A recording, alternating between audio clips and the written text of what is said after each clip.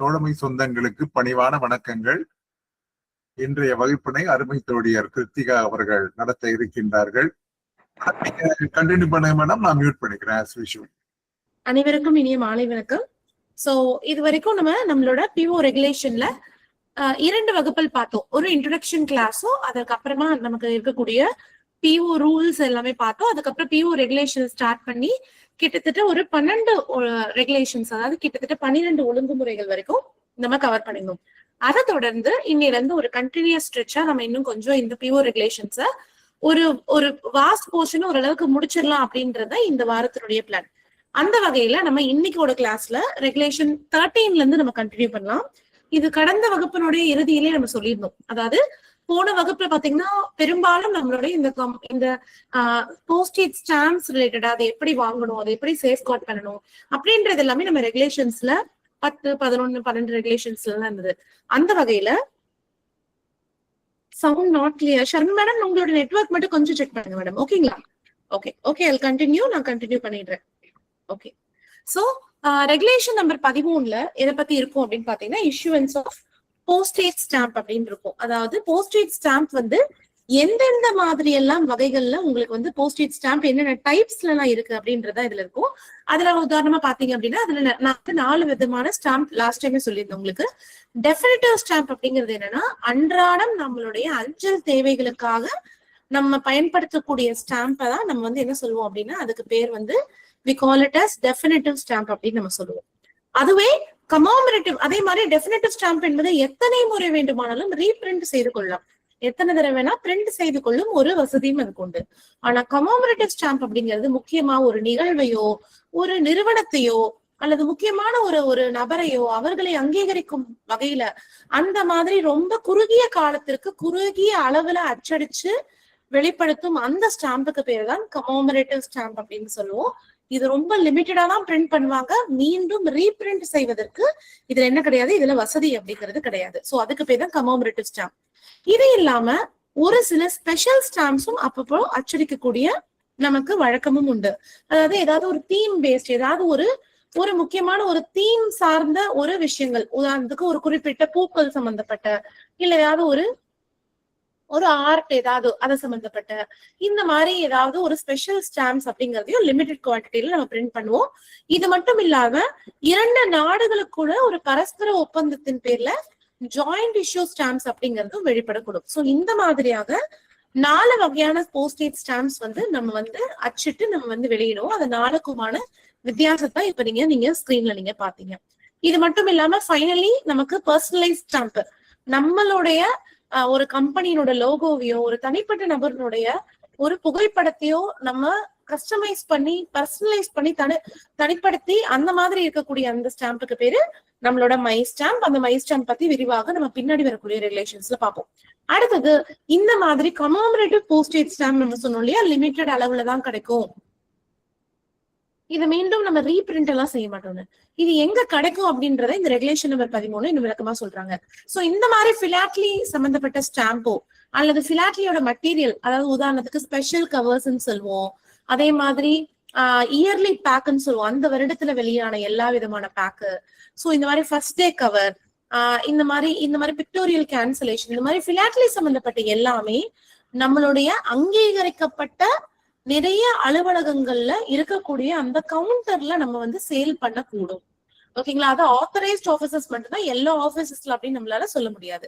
So ஒரு individual, ஒரு தனிநபர் யாருக்கு இந்த மாதிரி கமோமரேட்டிவ் ஸ்டாம்ப் அப்படிங்கறத வாங்க விரும்புறாரோ அவர் வந்து அருகாமையில் இருக்கக்கூடிய பிலாட்லி பியூரோவிலோ அல்லது அருகாமையில் இருக்கக்கூடிய பிலாட்லி கவுண்டர் அல்லது அங்கீகரிக்கப்பட்ட அலுவலகங்களிலோ அல்லது ஆன்லைன்லயும் தன்னுடைய கலெக்ஷனை அவர் தேர்ந்தெடுத்து அவர் வந்து பர்ச்சேஸ் செய்து கொள்ளலாம். இப்படி வாங்கிக்கலாம். இல்ல ஒரு இண்டிவிஜுவல் தனிநபர் இருக்காரு, இல்ல பிலாட்லிக்குன்ற ஒரு தனி கிளப் இருக்குது, பிலாட்லி சொசைட்டி, இவங்கெல்லாம் நமக்கு ஈஸியா என்ன பண்ணலாம் அப்படின்னா தனக்கென்று ஒரு பிலாட்லி டெபாசிட் அக்கௌண்ட் ஒன்று ஓபன் பண்ணலாம். இதை நம்ம இனிஷியலே பார்த்தோம். டொமஸ்டிக் பிலாட்லி அக்கௌண்ட் ஓபன் செய்வதற்கு 200 ரூபாய் அப்படின்னு பார்த்தோம்.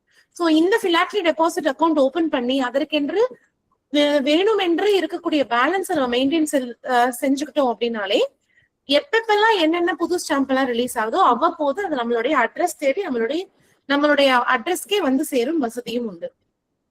இதெல்லாம் தாண்டி பிசைட்ஸ் கலெக்ஷன், இந்த கமோமரேட்டிவ் போஸ்டேஜ் ஸ்டாம்பை வெறும் ஸ்டாம்ப் சேகரிப்பது மட்டும் இல்லாமல் விருப்பப்பட்டால் இதை போஸ்டேஜாகவும் பயன்படுத்தி கொள்ளலாம். சோ கமோமரேட்டிவ் ஸ்டாம்ப் என்பது வெறும் கலெக்ட் செய்து அதனுடைய வேல்யூவை இன்க்ரீஸ் செய்வது மட்டுமல்லாது அவர்கள் விருப்பப்பட்டால் இதை எதுவாகவும் பயன்படுத்திக்கலாம். தன்னுடைய கட்டணத்திற்கு, தபாலுக்கு செலுத்தக்கூடிய அந்த கட்டணம் போஸ்டேஜுக்கு கூட இந்த ஸ்டாம்பை கூட அவர்கள் பயன்படுத்தலாம் அப்படின்னு சொல்றாங்க. இதான் கமோமரேட்டிவ் போஸ்டேஜ் ஸ்டாம்ப்.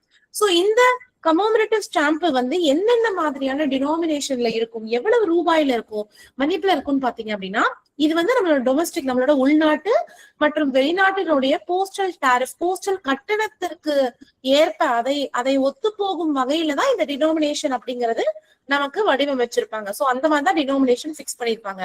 மேலும் இதுல என்ன சொல்றாங்கன்னா, இந்த பிலாட்லி அந்த நம்மளோட கமோமரேட்டிவ் ஸ்டாம்பை வாங்கிட்டோம் அப்படின்னா அந்த ஸ்டாம்பை ரிட்டர்ன் செய்வதற்கோ அல்ல அதை மீண்டும் இன்னொரு இடத்தில் சேல் செய்வதற்கோ, நம்ம தபால் அலுவலகத்திற்கே அதை மீண்டும் விற்பதற்கோ நமக்கு என்ன கிடையாது, நமக்கு கிட்ட அதுக்கான ப்ரொவிஷன், அதுக்கான வழிமுறைகள் என்பது கிடையாது. சோ இதான் நம்மளுடைய ரெகுலேஷன் நம்பர் 13.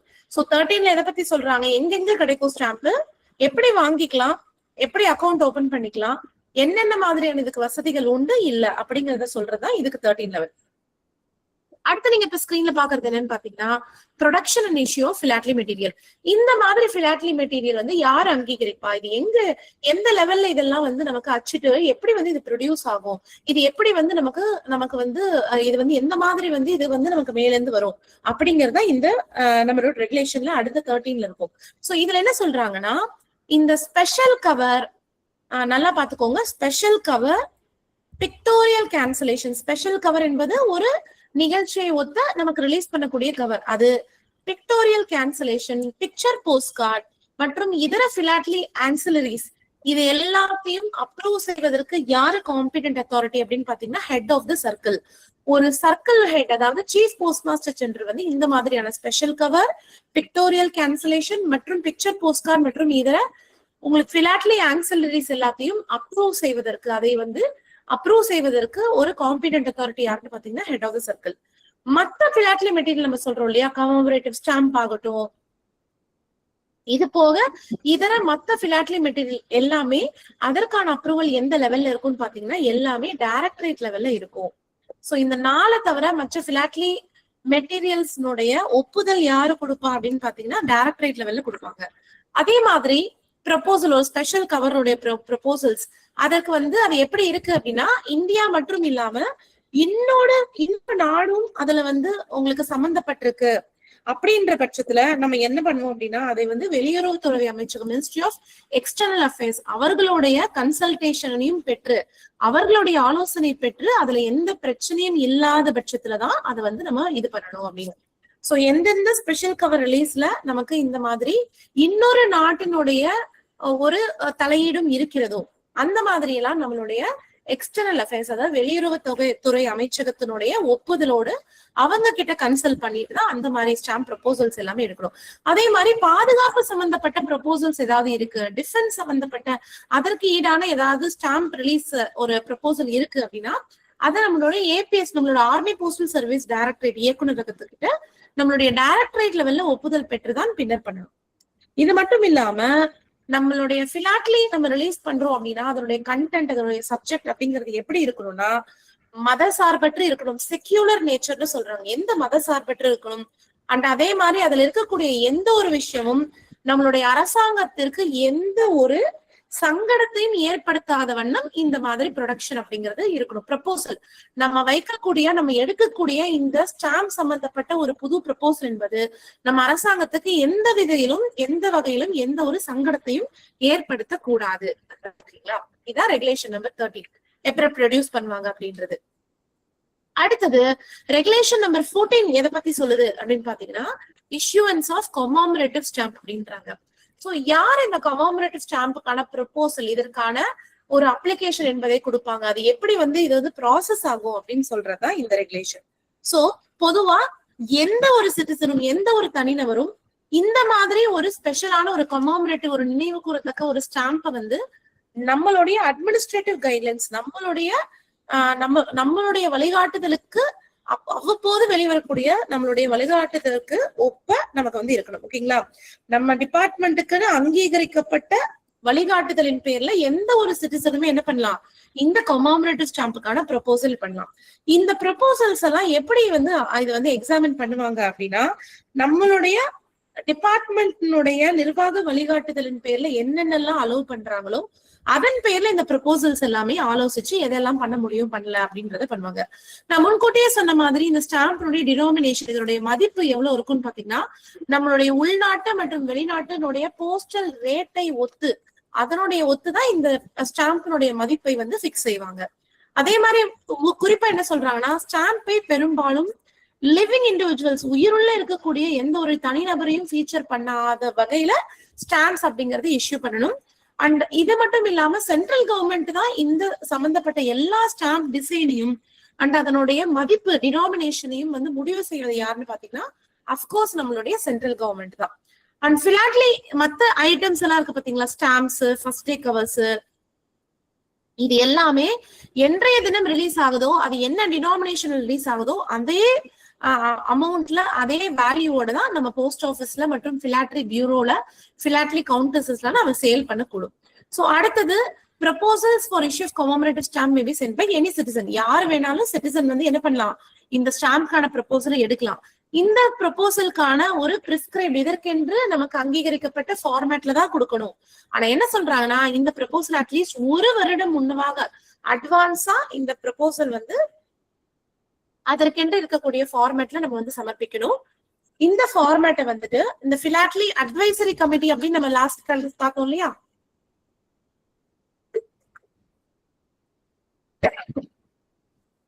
சோ ஒன்று இந்த பிலாட்லி அட்வைசரி கமிட்டியும் இல்ல அதனுடைய சப் கமிட்டி, அதற்கு கீழே இருக்கக்கூடிய கமிட்டியும் சேர்ந்து அந்த அப்ரூவலுக்கு அப்புறம் தான் இந்த ப்ரொபோசல் எல்லாமே நமக்கு வந்து ஸ்டாம்பாக வெளிவரும். சோ இந்த ப்ரொபோசல்ஸ் எல்லாம் எதன் அடிப்படையில வந்து பண்ணுவாங்க அப்படின்னு பாத்தீங்கன்னா, உங்களுக்கு வந்து இந்த ப்ரொபோசல் எல்லாமே நம்மளோட கலாச்சார, இன, பாலின சமநிலை இதையெல்லாம் பார்த்துதான் இந்த கமிட்டி வந்து இது எதெல்லாம் ப்ரொபோசல்லாம் அக்செப்ட் பண்ணலாம், டிசைட் பண்ணலாம்னு பண்ணும். சோ இந்த அந்த கமிட்டி கூடும் பொழுது நமக்கு இருக்கக்கூடிய எல்லா ப்ரொபோசல்ஸும் முன்வைக்கப்படும்.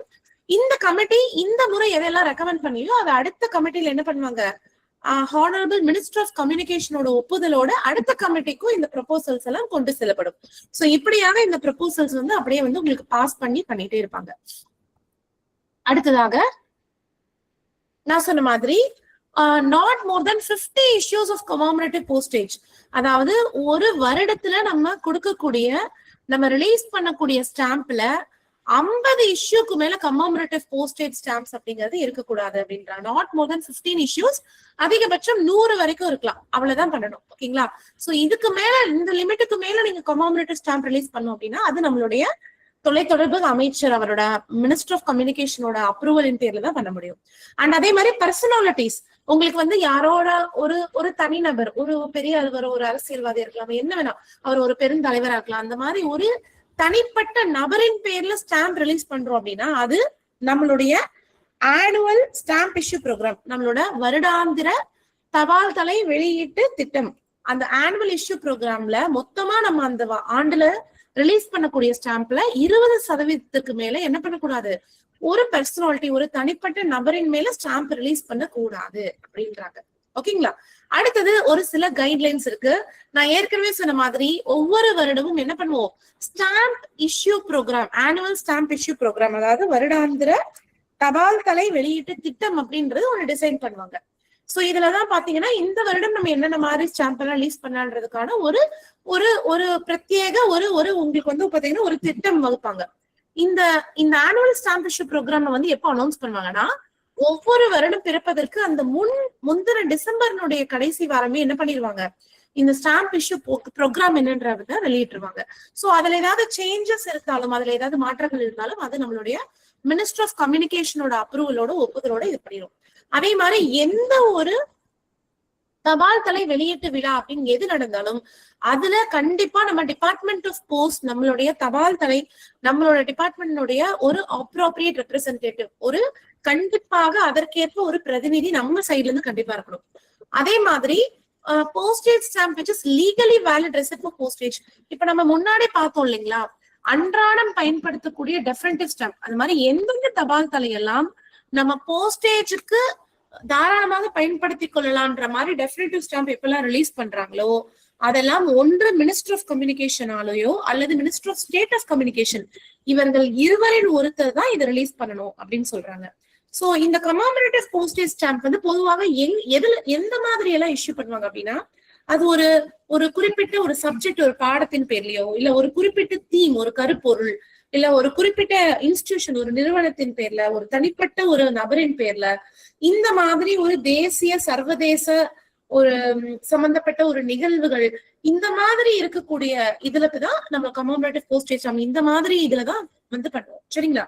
இந்த மாதிரி நம்ம வந்து ஒரு தீம்ல, ஒரு சப்ஜெக்ட்ல எடுத்து பண்ணக்கூடிய இந்த மாதிரியான கமாமரேட்டிவ் போஸ்டேஜ் ஸ்டாம்ப் வந்து ரொம்ப ஒரு விஷுவலி அப்பீலிங் மேனர்ல இருக்குன்றாங்க. அதாவது கண்ணுக்கு பார்த்தாலே கவரக்கூடிய வகையில நமக்கு வந்து இருக்கணும் அப்படின்றாங்க. ஏன்னா அப்பதான் அது வந்து பிளாட்லி டெபாசிட்டர்ஸ்களோட இடையில அவங்களுக்கு வந்து வரவேற்பு வந்து கொடுக்கும். அதனால இதையெல்லாம் மனசுல வச்சுதான் ஒரு கமாமரேட்டிவ் போஸ்டேஜ் ஸ்டாம்ப் என்பது ரிலீஸ் பண்ணும். அடுத்தது, ஒரு பர்டிகுலர் சப்ஜெக்ட் எடுத்துட்டீங்கன்னா, ஒரு குறிப்பிட்ட ஒரு சப்ஜெக்ட் எடுத்துட்டீங்கன்னா அதுல ஒரு முறை மட்டும்தான் என்ன பண்ணும், அந்த ஸ்டாம்ப் ரிலீஸ் பண்ணும். ஆனா ஒரு சில தீமேட்டிக் நம்ம ஸ்டாம்ப் ரிலீஸ் பண்ணுவோம். இப்போ உதாரணத்துக்கு ஒரு பூ அப்படின்னா அதுல நிறைய விதமான பூக்கள் இருக்கும், விலங்குகள்னா நிறைய வகையான விலங்குகள். இந்த மாதிரி தீம் பேஸ்ட் சப்ஜெக்ட் இல்லாம ஜென்ரலா ஒரு குறிப்பிட்ட பின் பாயிண்ட் பண்ணி ஒரு சப்ஜெக்ட் எடுத்தா அதுல ஒரு தடவை ஒரு ஸ்டாம்ப் மட்டும் தான் அதை ரிலீஸ் பண்ணும். சோ அதே மாதிரி ஒரு நிறுவனம் இருக்கு அப்படின்னா அதனுடைய 50வது 75வது 100வது ஆனிவர்சரி கொண்டாடும் வகையில என்ன பண்ணலாம், தாராளமாக ஸ்டாம்ப்ஸ் வந்து ரிலீஸ் பண்ணலாம். அதே மாதிரி ஒரு ஓகேங்களா, அதாவது அடுத்தது அதாவது ஒரு பில்டிங் இல்ல மான்யூமெண்ட், ஏதாவது ஒரு கட்டிடமோ ஒரு நினைவு சின்னமோ ஏதாவது இருக்குன்னா அதனுடைய 50 75வது 125 இது மாதிரி ஆனிவர்சரி பேர்லயும் நம்ம ஸ்டாம்ப் ரிலீஸ் பண்ணலாம். அதே மாதிரி ஒரு இந்த மாதிரி ஒரு கட்டிடம் நினைவு சின்னம் மேல எல்லாம் ஸ்டாம்ப் ரிலீஸ் பண்றோம்னா அது கண்டிப்பா என்ன சொல்றாங்க அப்படின்னா அதற்குன்னு ஒரு ஹெரிட்டேஜ் இம்பார்ட்டன்ஸ் இருக்கணும்ன்றாங்க. அதாவது அதற்கென்று கட்டாயமாக ஒரு பாரம்பரிய ஒரு ஒரு முக்கியத்துவம் இருக்கணும். அதே மாதிரி அது ஆர்கியாலஜிக்கல் சர்வே ஆஃப் இந்தியா அவர்களும் அதை அங்கீகரிக்கணும். இந்த மாதிரி ஒரு முக்கியத்துவம் வாய்ந்த ஒரு ஒரு ஒரு பில்டிங் தான் இது, ஒரு நினைவு சின்னம் தான் இது அப்படின்றத பண்ணணும். ஓகேங்களா? அதே மாதிரி ஸ்டாம்ப் அப்படிங்கிற டிசைன் எல்லாமே நம்ம டிபார்ட்மெண்ட்ல டைரக்டரேட் லெவல்ல முடிவு பண்ணக்கூடிய டிசைன் தான். இதுல எந்த விதமான மதசார்பற்ற ஒரு சின்னமோ ஒரு குறியீடுகளோ கண்டிப்பா அதுல இருக்கக்கூடாது. ஒன்ஸ் அந்த ஸ்டாம்ப் வந்து டிசைன் அப்ரூவ் ஆயிடுச்சுன்னா அது வந்து மினிஸ்டர் ஆஃப் கம்யூனிகேஷன் அவரோட ஒப்புதலின் பேர் இல்லாம எந்த விதத்திலையும் அதை மாற்ற இயலாது அப்படின்றத இது. அதே மாதிரி டிபார்ட்மெண்ட் ஆஃப் போஸ்ட் வந்து இந்த மாதிரி எந்த சப்ஜெக்ட்ல பண்ணலாம், எந்த மாதிரி டெஃபினட்டிவ் ஸ்டாம்ப் ரிலீஸ் பண்ணலாம் அப்படின்றதையெல்லாம் இந்த மாதிரி நான் ஏற்கனவே சொன்ன மாதிரி பிலாட்லி அட்வைசரி கமிட்டியின் முன் வைத்து அவர்கள் வந்து முடிவெடுத்து அதுக்கப்புறம் ஸ்டாம்ப் வந்து ரிலீஸ் பண்ணுவாங்க. அடுத்தது, இந்த மாதிரி பல்கா நம்ம கிட்ட ஒரு நிறுவனத்தின் பேர்ல எல்லாம் நமக்கு ஸ்டாம்ப் ரிலீஸ் பண்ணும் பட்சத்துல அந்த நிறுவனம் கண்டிப்பாக மேண்டேட்டரியாக 1,00,000 ஸ்டாம்ப் என்பதை சோ இந்த மாதிரி நம்ம கிட்ட ஒரு நிறுவனத்தின் பேர்ல நம்ம ஸ்டாம்ப் ரிலீஸ் பண்றோம் அப்படின்னா அந்த சம்பந்தப்பட்ட நிறுவனம் நம்ம கிட்ட மினிமம் 1,00,000 ஸ்டாம்பாவது வந்து வாங்கிக்கணும். அதே மாதிரி குளோபல் இன்ஸ்டிடியூஷன் இருக்கு, அது வந்து நமக்கு உள்நாட்டு மட்டும் இல்ல ஒரு குளோபலா வெளிநாட்டையும் சேர்த்து கவரக்கூடிய அந்த மாதிரி இந்தியாவுக்கு வெளியில ஹெட் குவார்டர்ஸ் இருக்கக்கூடிய ஒரு முக்கியத்துவம் வாய்ந்த ஒரு குளோபல் இன்ஸ்டிடியூஷன் இருக்கும் பட்சத்துல அவங்க நம்ம கிட்ட அந்த ஸ்டாம்ப் மற்றும் பிலாட்லி ஆக்சசரிஸ் வந்து 25 லட்சம் மதிப்புள்ள நம்ம கிட்ட ஸ்டாம்ப் மற்றும் பிலாட்லி பொருட்களை வந்து வாங்குவது அப்படின்றது நமக்கு மேண்டேட்டரி ஆயிடும். இது இன்னொரு விஷயம் நம்ம முன்னாடியே பார்த்துதான் ஜாயிண்ட் ஸ்டாம்ப் இஷ்யூ. இந்தியாவும் இன்னொரு நாடும் ஒரு பரஸ்பர ஒப்பந்தத்தின் பேர்ல நம்ம பண்றோம் அப்படின்னா கண்டிப்பா அது மினிஸ்ட்ரி ஆஃப் எக்ஸ்டர்னல் அஃபேர்ஸ் நம்மளுடைய வெளியுறவுத்துறை அமைச்சகத்தினுடைய ஒப்புதலின் பேர்ல தான் கண்டிப்பா அந்த ஸ்டாம்ப் வந்து நம்ம ரிலீஸ் பண்ணோம். ஓகேங்களா? சோ இதுதான் ஒரு முக்கியமான விஷயம். இதெல்லாம் ஒரு சில கைட்லைன்ஸ். கடைசியாக நம்ம பாக்குறது guidelines on issue of my stamp. My stamp release பண்றதுல ஏதாவது நமக்கு என்ன சொல்றது, ஏதாவது நமக்குன்னு ஒரு கண்டிஷன்ஸ் எதுவும் இருக்கா அப்படின்னு. சோ மை ஸ்டாம்ப் அப்படிங்கறதே பொதுவா என்னது, அது ஒரு தனிப்பயனாக்கப்பட்ட ஒரு தபால் தலைன்னு சொல்லலாம். அது ஒரு பர்சனலைஸ்டு ஷீட். இதுல பாத்தீங்கன்னா ஒரு கம்பெனியோ அல்லது ஒரு இண்டிவிஜுவலோ தன்னோட சொந்த ஒரு போட்டோவையோ தீம் பேஸ்டா ஏதாவது அவங்க கம்பெனியோட லோகோ ஏதாவது ஒரு இமேஜ் இந்த மாதிரி அந்த எம்ப்ளாயிஸ்னுடைய புகைப்படம் இதெல்லாம் பிரிண்ட் செய்து ஒரு பர்சனலைஸ் பண்ணிக்கக்கூடிய ஒரு ஸ்டாம்புக்கு பேர் தான் மை ஸ்டாம்ப். சோ ஒரு மை ஸ்டாம்ப்ல ஷீட்ல எத்தனை ஸ்டாம்ப் இருக்குன்னா 12 ஸ்டாம்ப் இருக்கும். ஒவ்வொரு ஸ்டாம்பினுடைய மதிப்பு எவ்வளவுன்னு பாத்தீங்கன்னா 5 ரூபாய். அண்ட் ஒரு ஷீட்னுடைய விலை பாத்தீங்கன்னா 300 ரூபாய். நான் மறுபடியும் சொல்றேன், இது நிறைய கொஸ்டின் பேப்பர்ல கேட்டிருக்காங்க. ஒரு மை ஸ்டாம்ப் ஷீட்னுடைய விலை எவ்வளவுன்னு பாத்தீங்கன்னா 300 ரூபாய். அதுல எத்தனை ஸ்டாம்ப் இருக்கும்? 12 ஸ்டாம்ப் இருக்கும். ஒவ்வொரு ஸ்டாம்போட விலை எவ்வளவுன்னு பாத்தீங்கன்னா வெறும் 5 ரூபாய். சோ இதுதான் உங்களுக்கு மை ஸ்டாம்போட இது இண்டிவிஜுவலா நம்ம வந்து சிங்கிள் பீஸ்ல வாங்கும்போது அந்த மாதிரி. இதுவே ஒரு பல்கான ஒரு மை ஷீட், ஒரு கார்பரேட்டான ஒரு ஆர்டர்ஸ் அந்த மாதிரி நமக்கு மை ஷீட் இருக்கு, ஒரு கம்பெனி தன்னுடைய லோகோ எல்லாம் அச்சிட்டு எல்லாருக்கும் கொடுக்க விரும்புறாங்க, அந்த மாதிரி கார்பரேட் ஆர்டர்ஸ்க்கு மினிமமான ஒரு மேண்டேட்டரி குவான்டிட்டி அவங்க எவ்வளவு வாங்கிக்கணும்னா 5000 மை ஷீட், நம்மளுடைய மை ஸ்டாம்ப் ஷீட்ஸ் வாங்கிக்கணும். ஒரு ஷீட்னுடைய விலை 300 ரூபாய் அப்படின்னா டோட்டல் அமௌண்ட் அவங்க 5000 ஷீட் எவ்வளவு 15 லட்சம் ரூபாய் மதிப்பிலான மை ஸ்டாம்ப் ஷீட்ஸ் வந்து அவங்க வந்து கண்டிப்பாக வாங்கிதான் வாங்கணும் கார்பரேட். இதுவே இண்டிவிஜுவல்னா நான் சொன்ன மாதிரி 300 ரூபாய் ஒரு ஷீட் அப்படிங்கிற விதத்துல அவங்க தாராளமா பண்ணிக்கலாம். அதே மாதிரி இந்த மாதிரி யாராவது ஒரு நிறுவனம் இந்த மாதிரி பல்கா நம்ம கிட்ட மை ஸ்டாம்ப் வேணும் அப்படின்னா அதற்கான ஆர்டர்ஸ் அவங்க 2 மாதம் முன்னதாகவே அட்வான்ஸா நமக்கு பிளேஸ் பண்ணிரும். சோ இந்தியா போஸ்ட் வந்து 500 கஸ்டமைஸ் அந்த மாதிரி டிஃபரெண்டா வந்து கஸ்டமைஸ் பண்ணி மை ஸ்டாம்ப் ஷீட்ஸ் வந்து சேலுக்காக நம்ம கிட்ட வந்து பிரிண்ட் பண்ணி வச்சிருக்கு. ஓகேங்களா? சோ இதான் ஜெனரல் மை ஸ்டாம்புக்கான ஒரு சில கைட்லைன்ஸ் நம்ம ரெகுலேஷன்ல சொல்லியிருக்கிறது. அடுத்த ஒரு முக்கியமான ரெகுலேஷன்ஸ் இப்ப நம்ம பார்க்க போறது, நீங்க ஸ்கிரீன்ல பாக்குறது ஒரு வெரி இம்பார்ட்டன்டான ஒரு இது என்னன்னு பாத்தீங்கன்னா பிலாட்லி அட்வைசரி கமிட்டி. ஓகேங்களா? நான் இதனுடைய எக்ஸ்பான்ஷன் மட்டும் பிடிஏன்னு போட்டு ஆக்சுவலி பிஏசி. ஓகேங்களா? பிலாட்லி டெபாசிட் அக்கௌண்ட் அப்படின்ற மாதிரி போட்டிருக்கு, பட் இது ஆக்சுவலா பிலாட்லிக் அட்வைசரி கமிட்டி, அதாவது இது வந்து பிஏசி.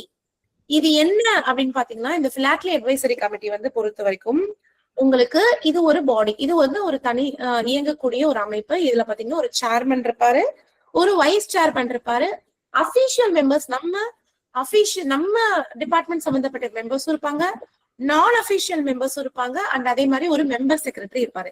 சரி, இப்ப சேர்மேன் இந்த வைஸ் சேர்மன் எல்லாம் சொல்றாங்களே இது யாரு அப்படின்னு பாத்தீங்கன்னா நன் அதர் தான் நம்மளுடைய மினிஸ்டர் ஆஃப் கம்யூனிகேஷன், நம்மளுடைய தகவல் தொடர்பு அமைச்சர் தான் இந்த பிலாட்லி அட்வைசரி கமிட்டியினுடைய யாரு, அவர் தான் நம்மளுடைய சேர்மன். எக்ஸ் அபிஷியோ சேர்மன் வந்து மினிஸ்டர் ஆஃப் கம்யூனிகேஷன்.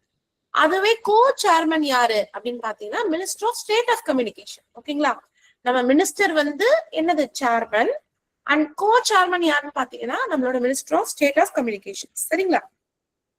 அடுத்தது அபிஷியல் மெம்பர்ஸ் பொறுத்த வரைக்கும் நம்ம டிபார்ட்மெண்ட் ஆஃப் போஸ்ட் தான் நாமினேட் பண்ணோம்.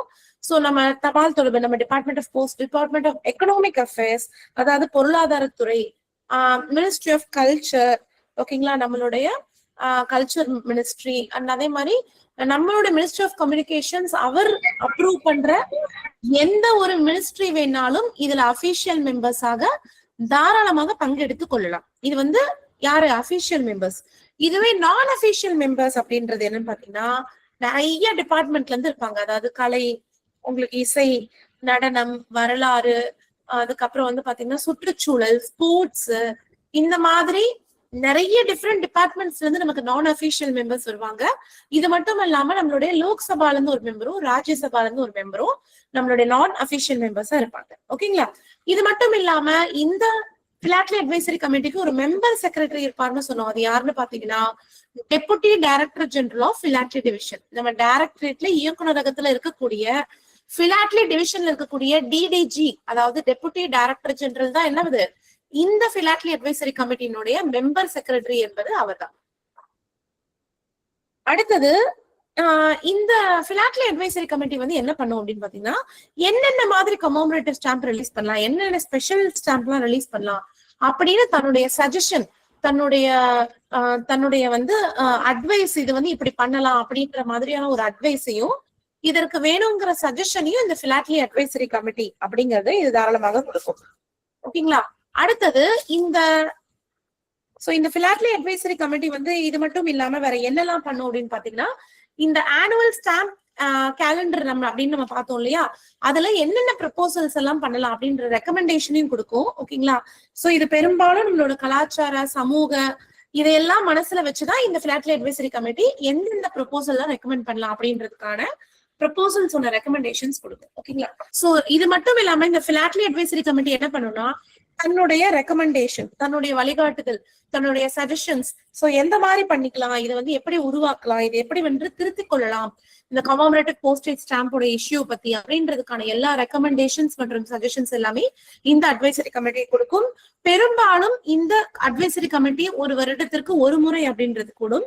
இந்த பிளாட்லி அட்வைசரி கமிட்டியில் இருக்கக்கூடிய சேர்மேன், வைஸ் சேர்மேன் இவர்களுடைய பதவிக்காலம் டென்யூர் அப்படிங்கிறது 2 வருஷம். எப்போ இந்த கமிட்டியினுடைய நோட்டிபிகேஷன் அப்படிங்கிறது வெளியில வருதோ அதுல இருந்து 2 ஆண்டு காலம் 2 வருஷம் அப்படிங்கிறது இவங்களுடைய பதவிக்காலம். ஓகேங்களா. அடுத்தது நான் அபிஷியல் மெம்பர்ஸ் நான் எல்லாமே சொல்லிட்டேன் எப்படி அப்படின்றது உங்களுக்கு சொல்லியாச்சு. ஓகேங்களா. சோ இதுதான் பிளாட்லி அட்வைசரி கமிட்டி. மறுபடியும் குயிக்கா சொல்லிடுறேன். நம்ம மினிஸ்டர் ஆஃப் கம்யூனிகேஷன் வந்து இதனுடைய சேர்மன், கோ சேர்மன் வந்து minister of state of communication. இது போக நம்ம அபிஷியல் மெம்பர்ஸ் இருப்பாங்க. நம்ம மினிஸ்ட்ரி வந்து சொல்லக்கூடிய ஒரு சில மினிஸ்ட்ரியினுடைய அபிஷியல் மெம்பர்ஸ் இருப்பாங்க. நான் அபிஷியல் மெம்பர்ஸ் வெளியில இருந்து பல துறைகளை சார்ந்த நிறைய நான் அபிஷியல் மெம்பர்ஸ் இருப்பாங்க. லோக்சபா, ராஜ்யசபால இருந்து ஒரு மெம்பர் இருப்பாங்க. பிலாட்லி டிவிஷனுடைய டெபுட்டி டைரக்டர் ஜெனரல் டைரக்டரேட் தான் இதனுடைய மெம்பர் செக்ரட்டரி. வருஷத்துக்கு ஒரு முறை கூடும். இதுல இருக்கக்கூடிய சேர்மன் இவங்க மத்தவங்களுடைய இந்த மெம்பர்ஸ்னுடைய இவங்களுடைய டென்யூர் பதவிக்காலம் என்பது 2 வருடம். ஓகேங்களா. அடுத்து நீங்க ரெகுலேஷன் நம்பர் 16 இப்ப நம்ம பார்க்க போறோம். இந்த 16 நம்ம ரெகுலேஷன்ல என்ன பார்க்க போறோம் அப்படின்னா manner of affixing postage stamp. இவ்வளவு நேரம் நம்ம ஸ்டாம்ப் என்னென்ன டைப் இருக்கு, இதை எப்படி ப்ரொடியூஸ் பண்ணுவாங்க, இது எப்படி சேர்ப்பாங்க, இது எங்க சேல் பண்ணுவாங்க இப்படின்லாம் பார்த்தோம். இதுக்கப்புறம் இந்த ஸ்டாம்ப் வந்து ஒரு தபால் நம்மளோட கவர்ல எப்படி வந்து இது வந்து நம்ம வந்து ஃபிக்ஸ் பண்ணணும், இது வந்து எப்படி ஒட்டணும் அப்படின்றதுக்கு பார்த்தீங்கன்னா ரெகுலேஷன் தான் இது. சோ உங்களுக்கு ரெகுலேஷன் நம்பர் 16 இது வந்து என்ன சொல்லும் அப்படின்னு பாத்தீங்க அப்படின்னா, ஸ்டாம்ப் அப்படிங்கிறது ஒரு லெட்டர் மேல ஒரு ஸ்டாம்ப் அப்படிங்கிறது எப்படி இருக்கும்னா completely adherent to the item itself. So அந்த தபால் அந்த கவரோட ஒரு அங்கமாகவே அது மாறிடணும். சோ இது வந்து ஒரு தனி ஒரு பார்ட்டாகவோ இல்ல தனி ஒரு லேபிளாக பிரிண்ட் செய்து இல்ல அது கூட வந்து நம்ம எதுவும் வந்து கட்டி அட்டாச் பண்ற மாதிரி இல்லாம ஸ்டாம்ப்ஸ் அப்படிங்கிறது அந்த என்வலப்னுடைய அதனுடைய ஒரு அங்கமாக அதுலயே வந்து ஒட்டணும் அப்படிங்கறது ஸ்டாம்ப்ஸ். சோ பெரும்பாலும் ஸ்டாம்ப்ஸ் அப்படிங்கறது எங்க பேஸ்ட் பண்ணுவாங்க, ரைட் ஹேண்ட் டாப் கார்னர்ல தான் நமக்கு பேஸ்ட் பண்ணுவாங்க. சோ எங்க வந்து பேஸ்ட் பண்ணணும் அப்படின்றதுக்கான வழிமுறைகளும் கொடுத்திருக்காங்க. சோ வெறும் ஸ்டாம்ப் மட்டும் கிடையாது, பிராங்கிங் பண்ணக்கூடிய இம்ப்ரெஷன்ஸ்க்கும் நம்ம ஸ்டாம்புக்கு என்னெல்லாம் கண்டிஷன் சொல்றோமோ அது அப்படியே பிராங்க் பண்ணக்கூடிய அந்த இம்ப்ரெஷன்ஸ்க்கும் பொருத்தும். அதான் ரெகுலேஷன் நம்பர் 16. அடுத்தது ரெகுலேஷன் நம்பர் 17 எதை பத்தி சொல்லுதுன்னா price of postage stamp and stationery. So ஒரு போஸ்டேஜ் ஸ்டாம்பா இருக்கட்டும், போஸ்ட் கார்டு, லெட்டர் கார்டு, இது எல்லாமே அதுல என்ன மதிப்பு போட்டிருக்கோ அதே விலைக்கு தான் அதை எல்லாமே விற்பனை செய்யக்கூடும். அண்ட் அது மட்டும் இல்லாம இந்த மாதிரி நார்மலான போஸ்டேஜ் ஸ்டாம்ப் கார்டு இல்லாம நம்ம இந்த எம்போஸ்ட் என்வலப் அப்படிங்கிறது இந்த ரெஜிஸ்ட்ரேஷன் பர்பஸ்க்காக நம்ம சேல் பண்றோம். அதனுடைய விலை என்ன அப்படின்றத அடுத்த ஸ்லைட்ல நீங்க பாப்பீங்க. இது மட்டும் இல்லாம ராக்கி சமயத்துல ஸ்பெஷல் ராக்கி என்வலப்ஸ் அப்படிங்கிறது நமக்கு சேல் பண்ணுவாங்க. அதனுடைய பிரைஸ் விலை என்பது யாரு பிக்ஸ் பண்ணுவாங்க அப்படின்னு பாத்தீங்கன்னா சர்க்கிள் ஹெட் பார்த்து அந்த ராக்கி என்வலப்பினுடைய விலையை அவர் வந்து பிக்ஸ் செய்து கொள்ளலாம் அப்படின்றாங்க. சோ நான் உங்களுக்கு சொன்னேன் இல்லையா, உங்களுக்கு வந்து ரெஜிஸ்டர் அந்த எம்போஸ்ட் என்வலப் ரெஜிஸ்ட்ரேஷன் என்வலப் எல்லாம் என்ன விலை அப்படின்றது. சோ பொதுவாக ஒரு நார்மலான டொமஸ்டிக் என்வலப்பினுடைய விலை வந்து 5 ரூபாய் எம்போஸ்ட் என்வலப்பு. அதுவே ரெஜிஸ்ட்ரேஷன் செய்வதற்காகவே பிரத்யேகமாக நம்ம வடிவமைக்கப்பட்ட ரெஜிஸ்ட்ரேஷன் என்வலப்புடைய விலை என்ன அப்படின்னு பாத்தீங்கன்னா ஸ்மால் சைஸ் என்வலப் சிறிய அளவிலான என்வலப்பாக இருந்தால் அதனுடைய விலை ரூபாய் 22 மற்றும் 50 பைசா. ஸ்டேஷனரி சார்ஜாக 50 ரூபாய், அதாவது 22 ரூபாய் 50 பைசா. அதுவே கொஞ்சம் பெரிய அளவிலான என்வலப்பாக இருந்தால் 22 பிளஸ் 1 அதாவது 23 ரூபாய் அப்படின்றத இதனுடைய விலை. சோ நார்மல் என்வலப்பாக இருந்தா 5 ரூபாய். அதுவே ரெஜிஸ்ட்ரேஷன் என்வலப்பா இருந்ததுன்னா சின்ன சைஸா இருந்தா 22 ரூபாய் 50 பைசா, பெரிய என்வலப்பாக இருந்தால் 23 ரூபாய். இதுதான் உங்களுக்கு பாத்தீங்கன்னா ஜெனரலி என்வலப் என்ன காஸ்ட்ல இப்ப சேல் பண்ணணும். So price of postage stamp அதுல என்ன விலை எழுதியிருக்காங்களோ அதே விலைக்கு தான் நம்ம வந்து விற்கக்கூடும். அண்ட் எம்போஸ்ட் என்வலப்புக்கு என்ன விலைன்றதை இந்த டேபிள்ல நீங்க பாத்துட்டீங்க. ராக்கி என்வலப்பினுடைய விலை யாரும் பிக்ஸ் பண்ணுவா, சர்க்கிள் ஹெட் பார்த்து அவர் பிக்ஸ் பண்ணிப்பார். ஓகே, இதுதான் விஷயம். அடுத்த முக்கியமான ஒரு ரெகுலேஷன் இப்ப நீங்க ஸ்கிரீன்ல பாக்குறது standards for addressing on domestic item. ஒரு அட்ரஸிங் ஒரு தபால்ல நம்ம வந்து அட்ரஸ் நம்ம எழுதும் பொழுது அதுல என்னென்னலாம் இருக்கணும், எதெல்லாம் முக்கியமான விஷயங்கள், எப்படி எழுதணும் எப்படி எழுதக்கூடாது அப்படின்றதுக்கான ஒரு ரெகுலேஷன்ஸ். சோ பொதுவாக ஒரு ஐட்டம் ஒரு தபால் அப்படின்னு எடுத்ததுன்னா அதுல ஒரு டெலிவரி அட்ரஸ் மட்டும்தான் கண்டிப்பா இருக்கணும் அப்படின்றாங்க. It shall not have more than one delivery address. ஒரு டெலிவரி அட்ரஸ்க்கு மேல இருக்கக்கூடாது. ஓகேங்களா? அடுத்தது இந்த அட்ரஸ் வந்து ஹேண்ட் ரிட்டன் கையிலயும் எழுதலாம், மெஷின் பிரிண்டடாவும் இருக்கலாம். ஆனா அதுல என்னென்ன விஷயங்கள் இருக்கணும் அப்படின்றத நீங்க கீழே பார்க்கலாம்.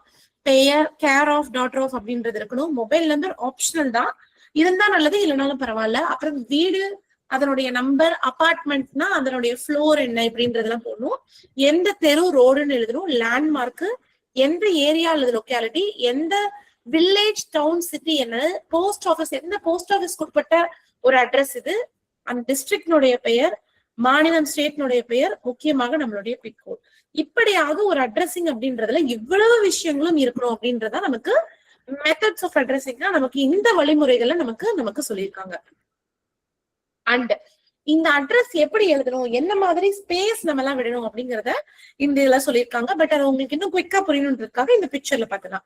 சோ அட்ரஸ் வந்து எப்பவுமே எப்படி எழுதணும்னு சொல்றாங்கன்னா, டூ அட்ரஸ் அப்படிங்கிறது வந்து பாத்தீங்கன்னா இந்த ரைட் ஹேண்ட்ல சென்டரா, ரைட் சைட்ல நீங்க சென்டரா கூட தாராளமா எழுதிக்கலாம். ஆனா சென்டர்னுடைய அட்ரஸ் வந்து பாத்தீங்க அப்படின்னா லோயர் லெஃப்ட் சைட்ல எழுதணும்ன்றாங்க. அதாவது இங்க இருக்கு பாத்தீங்களா, இந்த ஃப்ரம் அட்ரஸ் அப்படிங்கிறது லோயர் லெஃப்ட், இந்த பக்கம் இடது பக்கத்துல லெஃப்ட் சைட்ல தான் என்ன எழுதுறோம், ஃப்ரம். டூங்கிறது இந்த ரைட்ல சென்டரா நீங்க தாராளமா எழுதிக்கலாம் அப்படின்றாங்க. அடுத்தது உங்களுக்கு இந்த அட்ரஸ் அப்படிங்கிற அட்ரஸ் சென்டர் வந்து தன்னுடைய அட்ரஸ் எழுதும் போது ஃப்ரம் அப்படின்னு தொடங்கிதான் எழுதுறோம். அதே மாதிரி டூன்னு எழுதிதான் யாருக்கு அனுப்புறாங்களோ அனுப்புனருடைய விவரங்கள் எல்லாம் எழுதணும்ன்றாங்க. அண்ட் முக்கியமா ஒரு பிளாங்க் ஸ்பேஸ் வந்து விடணும். அதாவது ஒரு என்வலப் எடுத்துக்கிட்டீங்க அப்படின்னா அதுல சுற்றிலும் இந்த மாதிரி இப்ப நீங்க ஸ்கிரீன்ல பாக்குற மாதிரி ஒரு 15 மில்லிமீட்டர் இடைவெளி வந்து சுற்றிலும் விடணும். சோ லெஃப்ட்ல, கீழ இருந்து ரைட்ல எங்க பார்த்தாலும் உங்களுக்கு ஒரு 15 மில்லிமீட்டர் இடைவெளி விட்டுட்டு தான் அட்ரஸ் எழுதணும் அப்படின்றது சொல்றாங்க. ஓகேங்களா? அடுத்தது இதே மாதிரி பிளாங்க் ஸ்பேஸ் நான் சொல்லிட்டேன், மினிமம் வந்து 50 மீட்டர்ஸ் இருக்கணும் அப்படின்னு. அதே மாதிரி டூ அட்ரஸ் எழுதுறோம் பாத்தீங்களா, அதுக்கு மேல வந்து ஒரு 40 மில்லிமீட்டர் வந்து கேப் விட்டு தான் எழுதணும்ன்றாங்க. சோ நீங்க இங்க டூ அட்ரஸ் எழுதுறீங்க, மேல டாப் ஆஃப் த கவர் என்வலப்ல இருந்து அந்த டூ அட்ரஸ்க்கு எவ்வளவு கேப் வேணுமா, அட்லீஸ்ட் ஒரு 40 மில்லிமீட்டராவது இதுக்கு கேப் வேணும்ன்றாங்க.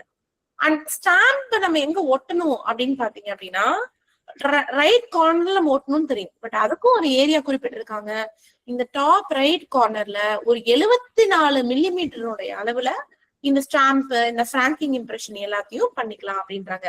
இது மட்டும் இல்லாம எங்கெல்லாம் அட்ரஸ் எழுதுறோமோ அந்த அட்ரஸ் சுத்தி அட்லீஸ்ட் ஒரு 10 மில்லிமீட்டராவது என்ன பண்ணும், ஒரு பிளாங்க் ஏரியா விட்டுறணும். இது எதுக்கு அப்படின்னா அட்ரஸ் பார்த்தோன்னே எளிதா நம்ம புரிஞ்சுக்கிற வகையில இருக்கணும், வேற எதுவும் ரொம்ப நெருக்கமா இருக்கக்கூடாதுன்றதுக்காக தான் இவ்வளவு உங்களுக்கு கண்டிஷனும் நமக்கு பிரிஸ்கிரைப் பண்ணிருக்காங்க. ஓகேங்களா? சோ இதுதான் உங்களுக்கு. சோ முக்கியமா உங்களுக்கு என்ன சொல்லணும் அப்படின்னு பாத்தீங்கன்னா, லெஃப்ட்ல கீழ இருந்தெல்லாம் உங்களுக்கு அட்ரஸ் எழுதுற போர்ஷனுக்கு நடுவுல எவ்வளவு கேப் வேணும்னு சொல்றாங்க, 15 மில்லிமீட்டர் உங்களுக்கு கேப் வேணும்ன்றாங்க. அண்ட் அதே மாதிரி டாப் ரைட் கார்னர்ல நம்ம வந்து ஸ்டாம்ப் போட்டும் போது அது ஒரு 74 மில்லிமீட்டர் என்ன பண்ணும், நம்ம கேப் விட்டது நம்ம அந்த ஏரியால தான் நம்ம பண்ணோம். அதே மாதிரி டூ அட்ரஸ் எழுதும் போது டாப் கார்னர் நம்ம லெட்டர்னுடைய மேல டாப் கார்னர் இருந்து ஒரு 40 மில்லிமீட்டர் கேப் விட்டுதான் கீழே டூ எழுதணும். அண்ட் அட்ரஸ் போர்ஷனை சுத்தி ஒரு 10 மில்லிமீட்டராவது என்ன பண்ணும், ஒரு பிளாங்க் ஸ்பேஸ் அப்படின்றது வேணும். இது எதுக்காக சொல்றாங்க அப்படின்னா அந்த அட்ரஸ் பார்த்தோன்னே டக்குன்னு எழுதா புரியுற வகையில இருக்கணும்ன்றதுக்காக. சோ இப்படியாக தான் ஒரு என்வலப்ல அட்ரஸிங் அப்படிங்கிறது இருக்கணும். சோ இந்த அட்ரஸ் அல்லாத பிற விஷயங்கள் சிலதெல்லாம் நம்ம லெட்டர், உதாரணத்துக்கு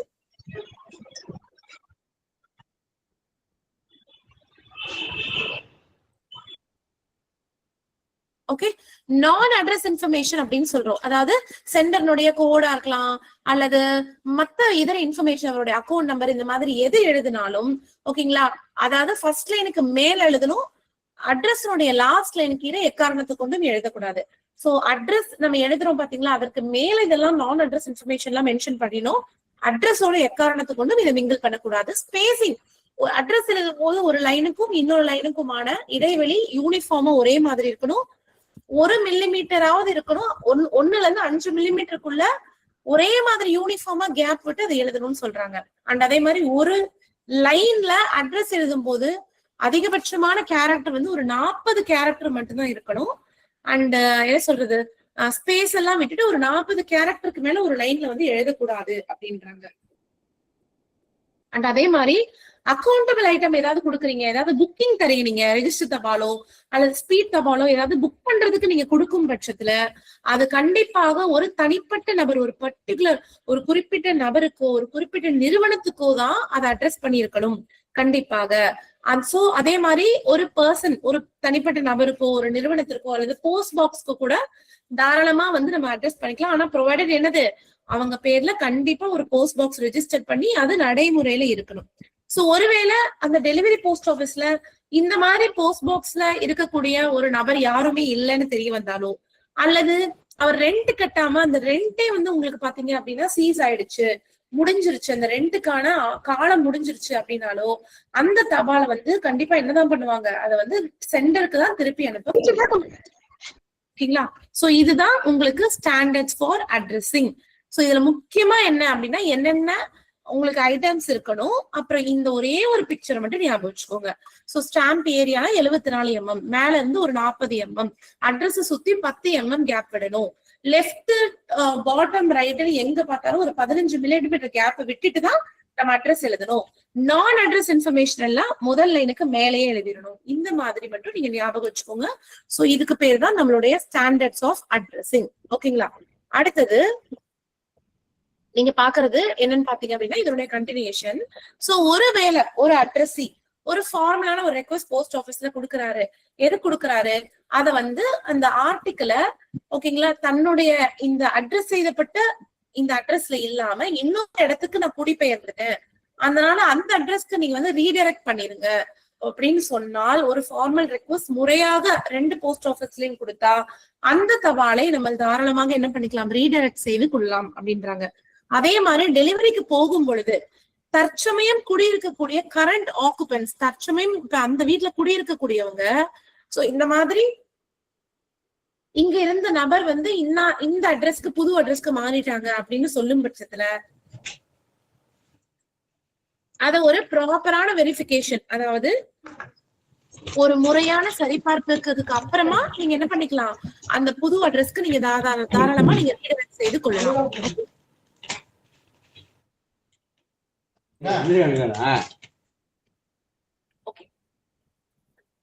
ஓகே, நான் இப்ப கண்டினியூ பண்றேன். சோ ஒரு அட்ரஸை வந்து ஃபார்முலா நம்ம கிட்ட ரெக்வஸ்ட் கொடுக்குறாங்க, நான் இந்த மாதிரி இடம் பெயர்ந்துட்டேன், எனக்கு என்னோட புது அட்ரஸ்க்கு அதை ரீடைரக்ட் பண்ணுங்கன்னா தாராளமாக அதை ரீடைரக்ட் பண்ணிக்கலாம். அதுவே இப்போ வீட்டுல குடியிருக்கிறவங்க, இப்ப குடியிருக்கக்கூடியவங்க இந்த மாதிரி இங்க முன்னாடி இருந்தவங்க இந்த இடத்துக்கு காலி பண்ணிட்டு போயிட்டாங்க அப்படின்ற மாதிரி சொன்னா அது முறையாக வெரிஃபை பண்ணிட்டு அதுக்கப்புறம் அனுப்பலாம் அப்படின்றாங்க. அதே மாதிரி ஒரு அலுவலகத்திற்கோ ஒரு நிறுவனத்திற்கோ ஒரு தபால் வருது, ஆனா அந்த பிரான்ச் வந்து இன்னொரு இடத்துக்கு வந்து அதை ரீலோகேட் பண்ணிட்டாங்க அப்படின்ற பட்சத்துல அந்த புது நம்மளுடைய இடத்திற்கு அதை தாராளமாக ரீடைரக்ட் செய்து கொள்ளலாம். ஆனா எல்லாமே என்னதான் ஒரு ப்ராப்பர் ஆத்தரைசேஷன் பேர்ல தான், அதாவது ஒரு முறையான ஒருத்தரை அங்கீகரிக்கப்பட்ட பின்னர் தான் அதை வந்து கட்டாயமா நீங்க என்ன பண்ணும், ரீடைரக்ஷன் பண்ணும். இதுவே கான்ட்ராக்சுவல் கஸ்டமர்ஸ், நம்ம டிபார்ட்மெண்ட்ல நமக்கு இருக்கக்கூடிய மாதிரி கான்ட்ராக்சுவல் கஸ்டமர்ஸ், அதாவது பிஎம்பிஎல் அட்வான்ஸ் கஸ்டமர்ஸ், இவர்கள் யாராவது நம்ம கிட்ட ஒரு செகண்ட் டெலிவரி அட்ரஸ் கொடுக்குறாங்க புக்கிங் டைப்ல அப்படின்னா அதை வந்து அந்த இனிஷியல் அட்ரஸ் இல்லாம அந்த செகண்ட் அட்ரஸ்க்கு ஒரு சில நிபந்தனைகளுக்கு உட்பட்டு அதை வந்து ரீடைரக்ட் பண்ணலாம் அப்படின்னு சொல்றாங்க. சோ இதுதான் உங்களுக்கு பாத்தீங்கன்னா இந்த ஆர்டிகல்ஸ் வந்து எப்படி டெலிவரி பண்றது. முதல்ல ஸ்டாண்டர்ட்ஸ் ஃபார் அட்ரஸிங் பார்த்தோம். இந்த மாதிரி வரும் பொழுது டெலிவரி நம்ம பார்க்கக்கூடிய ஒரு சில மாற்றங்களையும் நம்ம பார்த்துட்டோம். அடுத்து ஒரு நம்ம ரெகுலேஷன் எதை பத்தி சொல்லுது அப்படின்னு பாத்தீங்க அப்படின்னா mails for defence services personnel serving in army and air force, அதாவது ராணுவம் மற்றும் விமானப்படையில இருக்கக்கூடிய அந்த ஊழியர்கள் அவர்களுக்கு நம்ம வந்து எப்படி வந்து மெயில் அனுப்புறோம் அப்படின்றது. சோ இது நமக்கு முன்னாடி இருந்த பழசு அதேதான். சோ என்னென்ன மாதிரி விவரங்கள் எழுதணும்னு பாத்தீங்கன்னா அந்த அங்க பணி செய்யக்கூடிய அவர்களுடைய நம்பர், அவர்களுடைய ரேங்க் என்ன, என்ன பெயர், எந்த யூனிட்ல அப்படின்ற முழு விவரமும் மென்ஷன் பண்ணி அனுப்பணும்.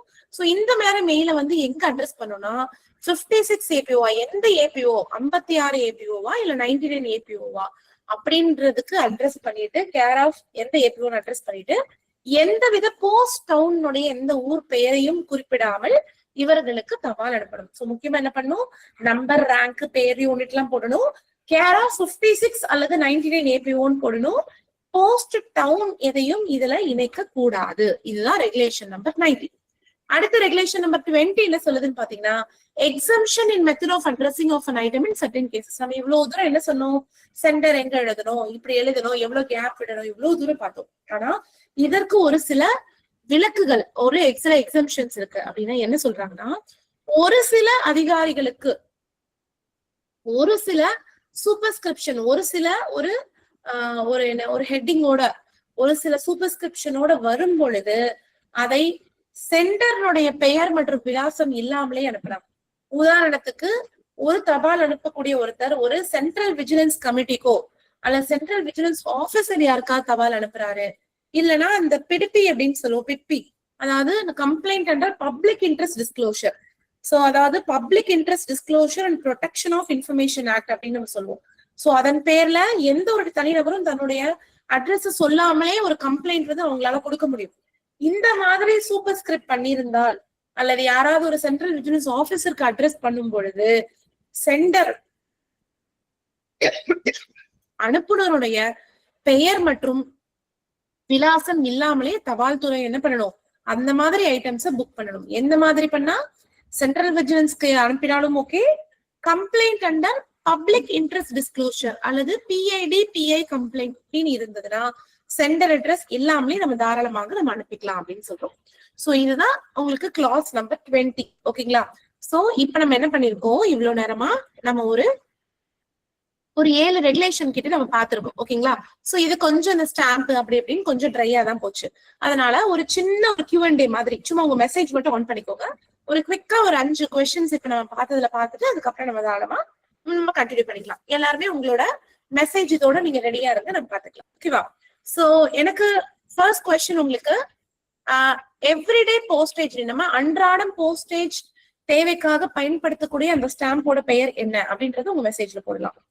குவிக்கா போடலாம். டெய்லி நீட்ஸ் வந்து சாட்டிஸ்ஃபை பண்றதுக்காக நம்ம யூஸ் பண்ணக்கூடிய அந்த ஸ்டாம்ப் அப்படிங்கிறது எந்த ஸ்டாம்ப்?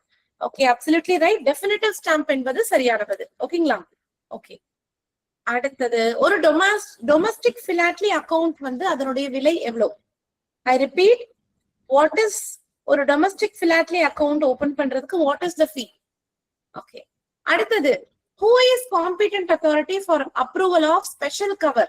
ஒரு ஸ்பெஷல் கவர் ரிலீஸ் பண்றதுக்கான அப்ரூவல், ஒப்புதல் யார் கொடுக்கலாம்? அடுத்த கொஸ்டின் சொல்லிட்டேன். Yes, head of the circle is the right answer. Okay. அடுத்த கொஸ்டின் என்னன்னு பாத்தீங்கன்னா, ஜெனரலி பிலாட்லி அட்வைசரி கமிட்டி ஒரு வருஷத்துக்கு எத்தனை முறை மீட் பண்ணுவாங்க? ஐ ரிப்பீட், பிலாட்லி அட்வைசரி கமிட்டி எத்தனை தடவை மீட் பண்ணுவாங்க? 1 is the right answer. யாரோ 3 போட்டிருந்தீங்க. 3 is not the right answer. Okay. அடுத்த கொஸ்டின், ஒரு கார்பரேட் மை ஸ்டாம்ப் ஆர்டர்ஸ் வரும்போது அவங்க மேண்டேட்டரியா மினிமமா எவ்வளவு குவான்டிட்டி அவங்க நம்ம கிட்ட புக் பண்ணணும்? ஐ ரிப்பீட், மை ஸ்டாம்ப் பொறுத்த வரைக்கும் when you get a corporate order, how many, what is the mandatory quantity? எவ்வளவு குவான்டிட்டி அவங்க புக் பண்ணணும்? 5000 is the correct answer. Okay. Who is the co-chairman of Philately Advisory Committee? Philately Advisory Committee inode co-chairman. Who is the co-chairman? Yes, Minister of State of Communication is the right answer. Okay, Minister of State is the right answer. Right answer. Okay, what is the rate of a registration envelope? Large envelope node rate enna? I repeat. ஓகேங்களா? ரெஜிஸ்டர்ல S 23 is the right answer. Okay. Okay. Stamp should be affixed in maximum area of how many? அதாவது stamp அப்படிங்கிறது எவ்வளவு maximum ஏரியால top right கார்னர்ல நம்ம வந்து paste பண்ணிக்கலாம். 74 millimeter is the right answer. 74 மட்டும் ஞாபகம் வச்சுக்காதீங்க, மில்லிமீட்டர் ஞாபகம் வச்சுக்கோங்க. சம்டைம்ஸ் சென்டிமீட்டர் வந்தாலும் நீங்க please don't get confused. Okay. Okay. Okay. ஒரு லெட்டர் வந்து இட் இஸ், அதுல வந்து ஒரு சூப்பர்ஸ்கிரிப்ஷன் இருக்கு. This is the complaint under PID PI அப்படின்னு இருக்கு. இந்த தபாலுக்கு சென்டருடைய அட்ரஸ் மேண்டேட்டரியா இல்லையா? Yes or no?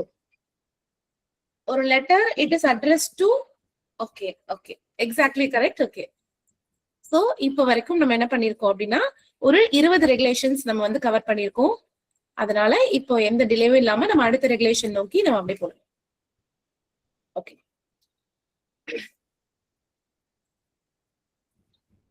அடுத்தது ஓகே. இப்ப நம்ம என்ன பார்த்தோம், ஒரு டொமஸ்டிக் நம்ம தபால வந்து அனுப்பும் பொழுது அதுக்கு எப்படி அட்ரஸிங் பண்ணணும் அப்படின்றதெல்லாம் இப்ப நம்ம டீடைலா பார்த்தோம். அடுத்து இப்ப நீங்க ஸ்கிரீன்ல பாக்குறது ஒரு இன்டர்நேஷனல் ஐட்டம் ஃபாரினுக்கு அனுப்புறீங்க, அதுக்கு எதுவும் மாற்றம் இருக்கா அப்படின்னு பாத்தீங்கன்னா அங்க நீங்க பாத்தீங்க இல்லையா அதே மாதிரி டீடைல்ஸ் தான் இங்க இருக்கும். ஆனா இதுல கூடுதலா என்ன சொல்லுவாங்கன்னா ஃபாரினுக்கு நீங்க ஒரு தபால் வந்து நீங்க அட்ரஸ் பண்ணும் பட்சத்துல அந்த சென்டர்னுடைய அட்ரஸும் அட்ரஸினுடைய பெயரும் ரோமன் லெட்டர்ஸ்லயும் அரபிக் நியூபரல்ஸ்லயும் நம்ம வந்து எழுதணும்னு சொல்லுவாங்க. இது ஜெனரலி பழைய பிஓவைட்லயே இது இருக்கும். சோ எங்கெல்லாம் இன்டர்நேஷனல் ஐட்டம்ஸ் அனுப்புறீங்களோ அந்த அட்ரஸ்னுடைய அனுப்புனருடைய அட்ரஸையும் பெறுநருடைய அட்ரஸையும் ரோமன் லெட்டர்லயும் அரபிக் நியூமரல்ஸ்லயும் இருக்கும்.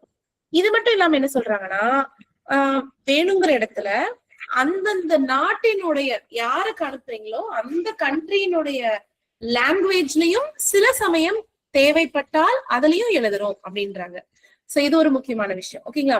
இது மட்டும் இல்லாம அந்த டெஸ்டினேஷன் கண்ட்ரியினுடைய பெயர், அந்த டெரிட்டரியினுடைய பெயரை வந்து அந்த கண்ட்ரியினுடைய பெயரை கேபிட்டல் லெட்டர்ஸ்ல எழுதி கரெக்டான போஸ்ட் கோட் அல்லது கரெக்டான நம்மளுடைய டெலிவரி ஜோன் நம்பர் எது இருக்கோ அதை கரெக்டா மென்ஷன் பண்ணணும். இதுதான் இன்டர்நேஷனல் ஐட்டம்ஸ் கூட இது.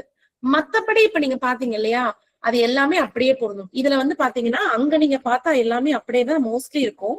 பேரு, மொபைல் நம்பர், பில்டிங், ஸ்ட்ரீட் எல்லாமே ஓகே தான். பட் இதுல என்ன இருக்கும் பாத்தீங்கன்னா அதோட அட்மினிஸ்ட்ரேட்டிவ் ஏரியா, அதோட ரீஜனல் ஏரியா எது, போஸ்ட் கோட் என்னது, அண்ட் அதே மாதிரி எந்த கண்ட்ரி அல்லது எந்த டெரிட்டரியை சேர்ந்தது அப்படின்ற மாதிரி இதுல அதுக்கும் இதுக்கும் அந்த மெத்தட்ஸ் ஆஃப் அட்ரஸிங்ல ஒரு சின்ன ஒரு டிஃபரன்ஸ் மட்டும்தான் இதுல இருக்கக்கூடும். ஓகேங்களா? அடுத்தது நம்ம அங்க பார்த்தா அப்படியே அது அப்படிதான் இருக்கும். இதுல வந்து லெஃப்ட் ஹேண்ட் லோயர் லெஃப்ட் கார்னர்ல வந்து பண்ணணும். அட்ரஸ் வந்து டு ஃப்ரம் அப்படின்னு எழுதணும். அந்த 15 மில்லிமீட்டர் கேப் அந்த பார்த்து அப்படியே சேம் அதை வந்து அப்படியே வந்து பாத்தீங்கன்னா உங்களுக்கு அப்ளை ஆகும். ஓகேவா? சோ இது எல்லாமே அப்படியே ஆஸ் யூஷுவல் உங்களுக்கு வந்து அப்ளை ஆகும். சோ இதை வந்து நம்ம அப்படியே நம்ம இதை கடந்து போயிடலாம். அடுத்து ஒரு முக்கியமான விஷயம், இன்டர்நேஷனல் ஐட்டம்ஸ் எல்லாமே அப்படியே சேம் அப்படியே தான் வரும். எல்லாமே அப்படியே நம்ம டொமஸ்டிக்ல பார்த்தா அப்படியே இன்டர்நேஷனல்ல பொருந்தும். ஒரே ஒரு டிஃபரன்ஸ் என்னன்னா ரோமன் லெட்டர் அரபிக் நியூமரல் எழுதணும். தேவைப்பட்டா அந்த நாட்டினுடைய மொழியிலையும் நம்ம எழுதணும். அண்ட் கண்ட்ரி நேம், அந்த எந்த நாட்டினுடைய பெயர் அல்லது எந்த டெரிட்டரியினுடைய பெயரோ அதை கேபிட்டல் லெட்டர்ல எழுதணும். கரெக்டான போஸ்ட் கோட் நம்பர் அல்லது டெலிவரி ஜோன் நம்பர் எழுதணும். இவ்வளவு. சோ இதான் இன்டர்நேஷனல் ஐட்டம் எப்படி அட்ரஸ் பண்ணுன்றதை பார்த்துட்டோம்.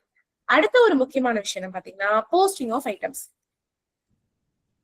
ஒரு தபால் அது அக்கௌண்டபிள் ஆர்டிகிளாக இருந்தாலும் சரி இல்ல சாதா தபாலா இருந்தாலும் சரி எப்படி எல்லாம் வந்து போஸ்ட் பண்ணலாம் அப்படின்றதுக்கு ஒரு 4 விதமா சொல்லியிருக்காங்க.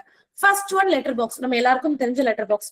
சோ இதுல வந்து பாத்தீங்க அப்படின்னா letter card, aerogramme, post card, airmail post card, book poster, small packets, printed papers, blind literature, இது எல்லாமே லெட்டர் பாக்ஸ்ல போஸ்ட் பண்ணலாம். ஆனா என்ன கண்டிஷன் இதுக்கு, அதற்கு உண்டான போஸ்டேஜ் கட்டணத்தை கண்டிப்பா முழுவதுமாக செலுத்தி இருந்தால் தாராளமாக என்ன பண்ணலாம், இதையெல்லாம் கொண்டு வந்து லெட்டர் பாக்ஸ்ல போடலாம். ஐ ரிப்பீட், நம்ம இந்த மாதிரி அன்அக்கௌண்டபிளா இருக்கக்கூடிய தபால், லெட்டர் கார்டு, ஏரோகிராம் இது எல்லாமே தாராளமாக ஃபுல்லி முழுவதுமாக பே பண்ணப்பட்டிருந்தால் அதை லெட்டர் பாக்ஸ்ல போடலாம்.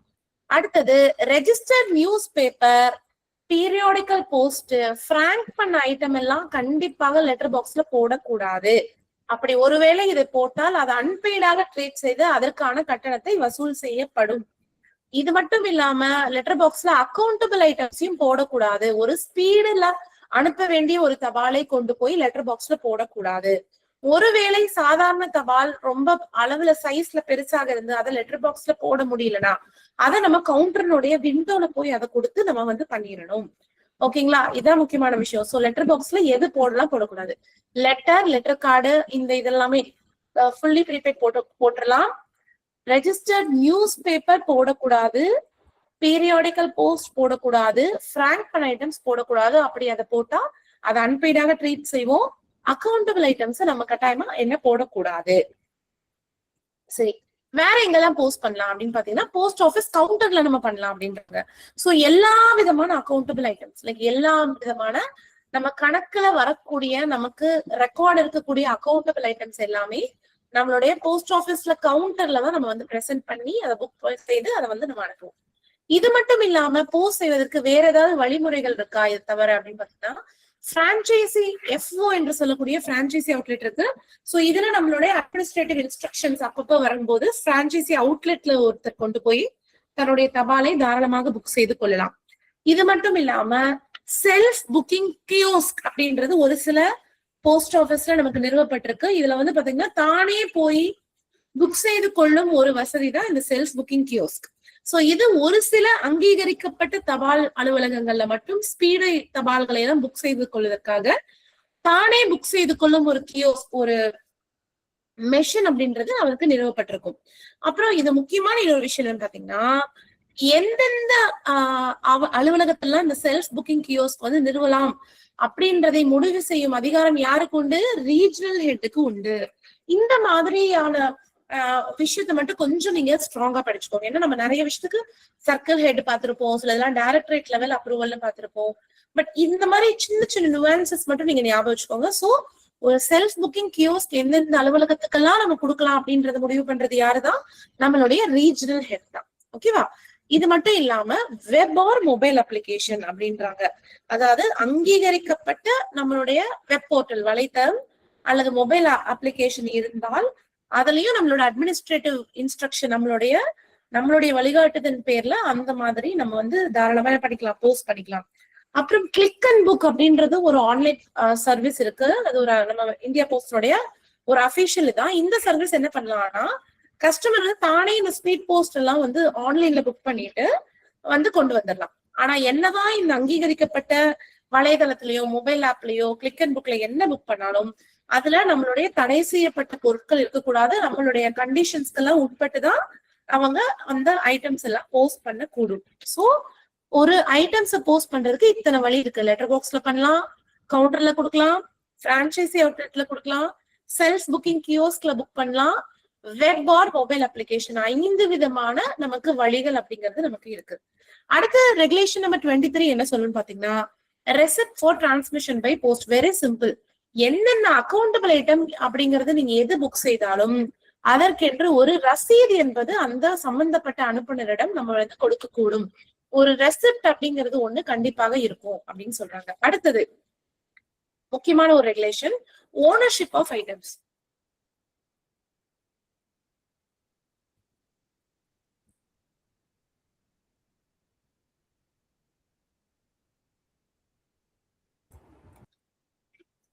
ஓகே, அடுத்த ரெகுலேஷன் பாக்குறோம் பாத்தீங்கன்னா ஓனர்ஷிப் ஆஃப் ஐட்டம்ஸ். சோ யாருக்கு சொந்தம்? ஒரு தபால் அனுப்புறோம், இங்க இருந்து தபால் அனுப்புறோம், தபால் இங்க இருந்து கொண்டு போய் சேர்றது, இந்த டிரான்ஸ்மிஷன் அப்படிங்கிறது ஒரு பெரிய ஜேர்னி. இதுல இந்த தபால் வந்து இந்த வழியில இருக்கும் பொழுது இது யாருக்கு சொந்தம் அப்படிங்கிற மாதிரி ஓனர்ஷிப் எப்படி யாருக்கு கொடுக்கலாம் அப்படின்றத பண்ணாங்க. சோ டொமஸ்டிக் ஐட்டம்ஸை பொறுத்த வரைக்கும், நம்மளோட உள்நாட்டு ஐட்டம்ஸை பொறுத்த வரைக்கும் அந்த தபால், ஒரு தபால் அனுப்புறது அப்படின்றது யாருக்கு சொந்தம் அப்படின்னா அது சென்டர்னுடைய ப்ராப்பர்ட்டி தான், அனுப்புனருடைய ப்ராப்பர்ட்டி தான். எப்ப வரைக்கும்? அத வந்து ஒரு ரைட்ஃபுல் அட்ரஸ், ஒரு முறையான முகவரிதாரர் கையில கொண்டு போய் சேர்ற வரைக்கும் அது வந்து அந்த சென்டர் அனுப்புனருடைய அந்த ப்ராப்பர்ட்டி தான். எக்ஸப்ட் எப்பன்னு பாத்தீங்கன்னா ஒரு சில சமயம் அப்படின்றது சீஷர் பண்ணுவாங்க, அதாவது பறிமுதல் செய்யக்கூடும். தற்போது நடைமுறையில் உள்ள நம்மளுடைய சட்டத்திற்கு உட்பட்டு ஒரு சில தபால் மட்டும் பறிமுதல் செய்யக்கூடும். அந்த மாதிரி பொருட்களை தவிர சாதாரணமாக ஒரு தபால் அதை சம்பந்தப்பட்ட முறையான ஒரு முகவரிதாரரிடம் கொண்டு போய் சேர்ற வரைக்கும் அது யாரோட ப்ராப்பர்ட்டி தான்? அது அனுப்புறனுடைய ப்ராப்பர்ட்டி தான்.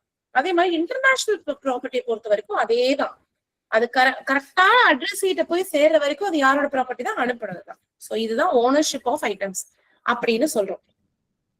அடுத்த ஒரு முக்கியமான விஷயம் என்னன்னா, பிஏ பொறுத்த வரைக்கும் இந்த ப்ரொஹிபிஷன்ஸ் அப்படிங்கிறது ரொம்ப ரொம்ப ரொம்ப ரொம்ப முக்கியமான ஒரு இது. அதாவது தடைகள், எதெல்லாம் நம்ம அனுப்பலாம், எதெல்லாம் நமக்கு அனுப்பக்கூடாது, அதாவது தடை செய்யப்பட்ட பொருட்கள் அப்படிங்கிறது தான் இதனுடைய ஒரு தாற்பயம். சோ இதுல வந்து ப்ரொஹிபிஷன்ஸ் முன்னாடி நீங்க இதுக்கு முன்னாடி பிஓ கைட்ல நீங்க ஃபாலோ பண்ணதுக்கும் இதுக்கும் கொஞ்சம் நிறைய வித்தியாசங்கள் இருக்கிறது. சோ பிளீஸ் இதை பாத்துக்கோங்க, எதெல்லாம் தடை செய்யப்பட்ட பொருட்கள். நான் இதை அப்படியே உங்களுக்கு தமிழ் எக்ஸ்பிளைன் பண்றேன், இதை அப்படியே நீங்க மனசுல பதிய வச்சுக்கோங்க. சோ இதை நீங்க பார்த்தாலே இதெல்லாம் ப்ரொஹிபிட்டடா இல்லையா அப்படின்றத உங்களுக்கு அங்க போனோடனே டக்குன்னு உங்களுக்கு புரிஞ்சிடும். சோ எனி எக்ஸ்ப்ளோசிவ், அதாவது வெடிக்கக்கூடிய டேஞ்சரஸ் ஆபத்தான ஃபில்தி ரொம்ப அழுக்கான இல்ல நாக்ஷியஸ் ஏதாவது ஒரு தீங்கு விளைவிக்கும் பொருட்கள், அல்லது sharp instrument not properly protected, எந்த ஒரு கூர்மையான ஆயுதமும் முறையாக பாதுகாக்கப்படாத வகையில ஏதாவது இருந்தால், அதே மாதிரி நம்ம போஸ்டல்ல இருக்கக்கூடிய நம்மளுடைய பணியாளருக்கோ, நம்மளுடைய போஸ்டல் ஆபீசருக்கோ, அல்லது மற்ற இதர போஸ்டல் நம்மளுடைய ஐட்டம்ஸ்க்கோ எந்த ஒரு தீங்கு விளைவிக்கிற மாதிரி இன்ஜூர் பண்ற மாதிரி இருக்கக்கூடிய எந்த பொருளையும் அனுப்பக்கூடாது. ஓகேவா? ஃபர்ஸ்ட் பாயிண்ட்லயே பாருங்க எவ்வளவு வந்துருச்சு.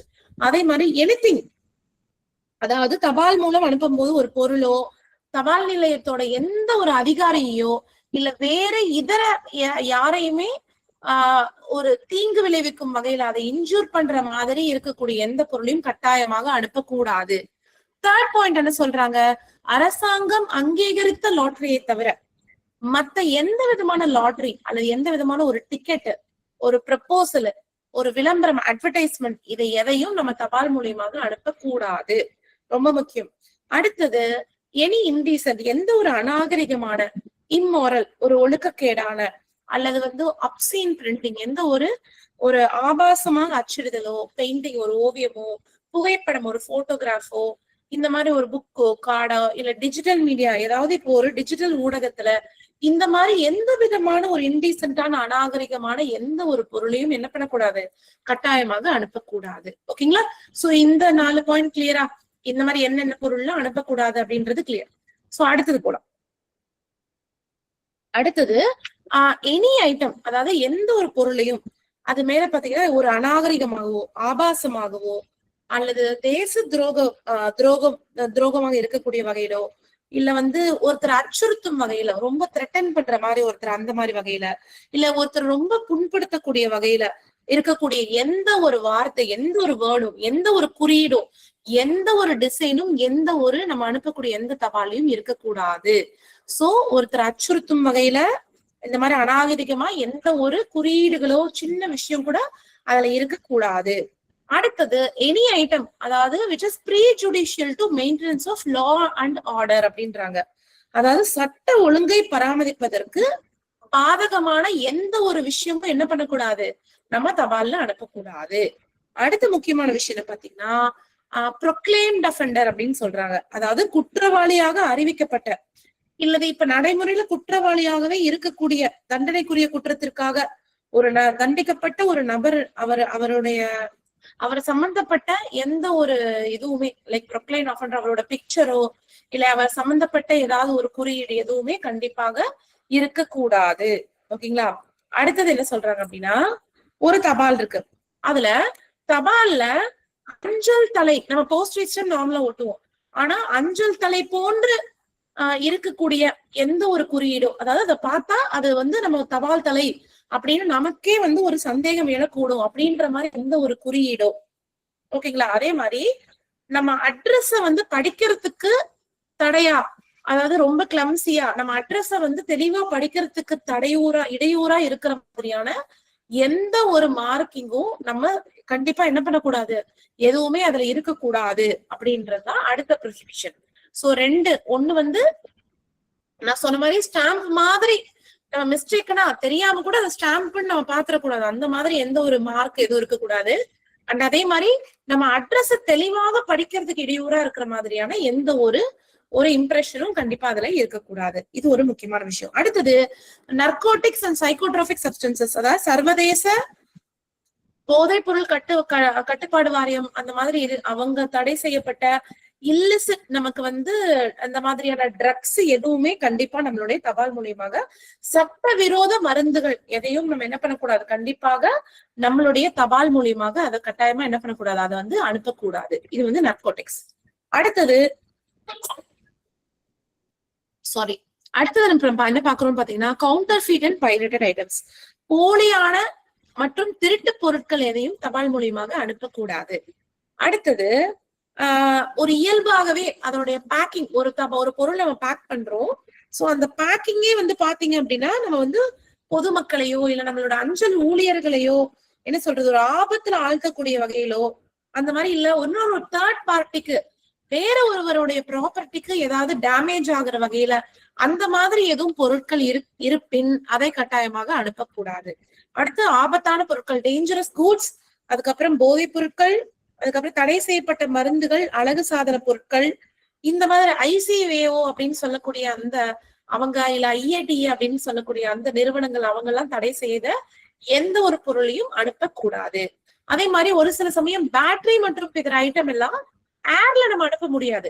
அந்த மாதிரி பொருட்களை வந்து ஏர்ல அனுப்பாம அதை தரை வழியாக சர்ஃபேஸ் மோட் மூலியமாக தான் ஒரு சில பொருள் அனுப்புறாரு. பேட்டரி எல்லாம் நமக்கு ஏர்ல நாட் அலோட். அந்த மாதிரி இருக்கக்கூடிய பொருட்கள் எல்லாத்தையும் சர்ஃபேஸ் மோட்ல நம்ம தரை வழியாக அந்த மாதிரி பொருட்களை எல்லாம் அனுப்பிக்கணும். அதுதான்.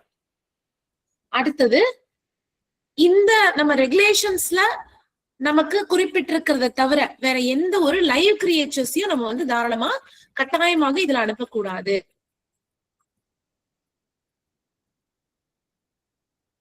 ஓகே, சோ இப்ப இந்த ஸ்கிரீன்ல பார்க்கலாம் லைவ் அனிமல்ஸ். இந்த நம்ம PO ரெகுலேஷன்ஸ் பார்த்துட்டு இருக்கோம் இல்லையா, இது அனுமதித்தை தவிர இதற்கு தவிர வேற எந்த ஒரு உயிருள்ள ஒரு அனிமலையும் நம்ம என்ன பண்ணக்கூடாது, அதாவது அனுப்பக்கூடாது. அடுத்தது காயின்ஸ், ஓகேங்களா, நாணயங்கள், ரூபாய் நோட்டு, மதிப்புமிக்க பொருட்கள், இதை எதுவுமே வந்து பாத்தீங்க அப்படின்னா நம்ம என்ன பண்ணக்கூடாது, ஸ்பெஷல் ப்ராசஸ் அதற்கென்று எப்படி அனுப்புமோ அப்படி அனுப்பணுமே தவிர நார்மலா அனுப்பக்கூடாது. அடுத்தது வந்து பாத்தீங்க அப்படின்னா ரிசர்வ் வங்கியோட வழிகாட்டுதல். மற்றபடி இந்த மாதிரி ஒரு சில இதெல்லாம் போட்டிருக்காங்க பாருங்க, நம்மளோட ஃபாரின் எக்ஸ்சேஞ்ச் மேனேஜ்மெண்ட் ஆக்ட், இவங்கெல்லாம் வந்து தடை செய்யற மாதிரி இது வந்து என்ன சொல்றது, அதாவது இந்த ஆர்டர் எல்லாமே இந்த ரிசர்வ் பேங்க் இந்த ஆக்டோடைய அந்த அதற்கு ஏற்ப வகையில தான் இது வந்து டிசைன் செஞ்சிருக்கும். அண்ட் ரொம்ப முக்கியமா எந்த ஒரு currency note, coin, bank note இதெல்லாம் இன்சூர்ட் ஆக மட்டும்தான் அனுப்பணும். இதை நார்மலாக நம்ம அனுப்பக்கூடாது. ஓகேங்களா. அடுத்தது, வெளிநாட்டு அனுப்பும் பொழுது அந்த சம்பந்தப்பட்ட அந்த கண்ட்ரி அப்படிங்கறது அதை வந்து தடை செய்யும் பட்சத்துல அந்த மாதிரியான பொருட்களும் நம்ம வந்து இதை அனுப்பக்கூடாது. சோ அதுவும் ப்ரோஹிபிட்டட் தான்.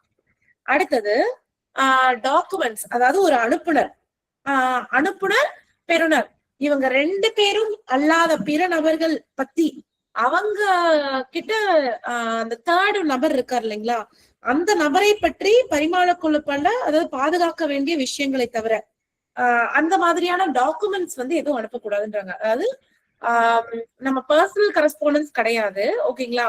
அதாவது சென்டரையும் அட்ரஸையும் தவிர்த்து இன்னொருத்தரை பத்தி ஒரு பாதுகாக்கப்பட வேண்டிய அந்த மாதிரியான டாக்குமெண்ட்ஸ் எதுவும் அனுப்பக்கூடாது அப்படின்றாங்க. இது மட்டும் இல்லாம நம்மளுடைய UPO, universal postal union, international postal services, இவர்கள் தடை செய்யப்பட்ட எதுவுமே அனுப்பக்கூடாது. அண்ட் அதே மாதிரி மத்திய அரசாங்கம் அவ்வப்போது எதையெல்லாம் ப்ரோஹிபிட்டட் அப்படின்ற மாதிரி சொல்றாங்களோ அது எல்லாமே நம்மளோட ப்ரோஹிபிஷன்ஸ்ல கூடவே வந்து சேரும். சோ இவ்ளோ இருக்கு பாத்துக்கோங்க நம்மளோட ப்ரோஹிபிஷன்ஸ்ல. இதுல கண்டிப்பா உங்களுக்கு மிக்ஸ் அண்ட் மேட்ச் பண்ணி ஆப்ஷன்ஸ் வரும். இது ப்ரோஹிபிட்டடா இல்லையான்னு வரலாம், இல்லைன்னா ஒரு 4 இது ப்ரோஹிபிட்டட் மாதிரி ஸ்டேட்மெண்ட்ஸ் மாதிரி கொடுத்து இதுல எதெல்லாம் கரெக்ட் எதெல்லாம் இன்கரெக்ட் அப்படின்ற மாதிரி வரலாம். சோ உங்களுக்கு என்ன சொல்ல வரேன்னா, இந்த ப்ரோஹிபிஷன்ஸ் அப்படின்றது இந்த ரெகுலேஷன்ஸ்ல ஒரு ரொம்ப ரொம்ப முக்கியமான ஒரு சப்ஜெக்ட். அதனால ஒரு தடவை இத இங்கிலீஷ்ல அப்படியே வாசிச்சு நீங்க வந்து இதை வந்து இது பண்ணிக்கோங்க. சோ படிக்க படிக்க உங்களுக்கு நான் சொன்ன இந்த தமிழ் இதனுடைய அர்த்தமும் உங்களுக்கு மனசுல பதிஞ்சிருக்கும். சோ இதான் ஜென்ரலி வந்து பாத்தீங்கன்னா உங்களுக்கு வந்து என்ன சொல்றது, நம்ம வந்து ஜென்ரலி டொமஸ்டிக் ஐட்டம்ஸ். இப்ப ரெகுலேஷன் நம்பர் 26 எதை பத்தி சொல்லுதுன்னு பாத்தீங்கன்னா இன்டர்நேஷனல் ஐட்டம்ஸ். சோ இப்ப டொமஸ்டிக் ஐட்டம்ஸ் நம்ம வந்து சொல்லியாச்சு. இது மாதிரி இன்டர்நேஷனல் ஐட்டம்ஸ்ல எதெல்லாம் தடை செய்யப்பட்ட பொருட்களா இருக்கு அப்படின்னா நம்ம சொன்னது அதேதான். இன்டர்நேஷனல் ஐட்டம்ஸ் பொறுத்த வரைக்கும் அந்தந்த கண்ட்ரி அது வந்து இங்க நம்ம இப்ப பார்த்த ரெகுலேஷன்ஸ் எல்லாமே இன்டர்நேஷனலுக்கும் பொருந்தும். இதை தவிர அந்தந்த கண்ட்ரி எதையெல்லாம் வந்து அவங்க வந்து அப்செக்ட் பண்றாங்களோ அது எல்லாமே இவங்களோட ப்ரோஹிபிஷன்ஸ்ல வந்து சேரும். ஓகேங்களா. அடுத்தது அப்ளிகேஷன் ஆஃப் ரெகுலேஷன் 25. நான் ஏற்கனவே சொன்ன மாதிரி ரெகுலேஷன் 25 என்னென்ன பார்த்தோமோ அது அப்படியே இதுக்கும் வந்து அப்ளை ஆகும். நான் சொன்ன மாதிரி இந்த நம்ம டெஸ்டினேஷன் கண்ட்ரி அவங்க வந்து நமக்கு வந்து ரெசிப்ரோகேட்டா நமக்கு வந்து ஒரு சில பொருட்களை அவர்களுடைய சட்டத்தின்படி அவர்கள் ஏதாவது தடை செய்தால் அதுவும் இந்த ப்ரோஹிபிஷன்ஸ்ல நமக்கு கூடவே வந்து சேரும். ஓகேங்களா. சோ லைவ் அனிமல்ஸை பொறுத்த வரைக்கும் அது அனுமதிக்கப்பட்ட உயிருள்ள பொருட்களை தவிர வேற எதையுமே வந்து அனுப்பக்கூடாது. இது ஒரு முக்கியமான விஷயம். அடுத்து ரெகுலேஷன் நம்பர் 28. மேடம் சார் சொல்லுங்க சார். உடம்பே நல்லா இல்ல, ரொம்ப ஸ்ட்ரெயின் பண்ணாதீங்க கண்டினியூஸா. இல்ல சார், ஒண்ணும் பிரச்சனை இல்ல சார். அதான் ரொம்ப ஸ்ட்ரெயின். நாளைக்கு திருப்பி வர போறீங்க, உடம்பு முடியாம இருக்கீங்களே, எனக்கு வேற ஒண்ணும் இல்ல.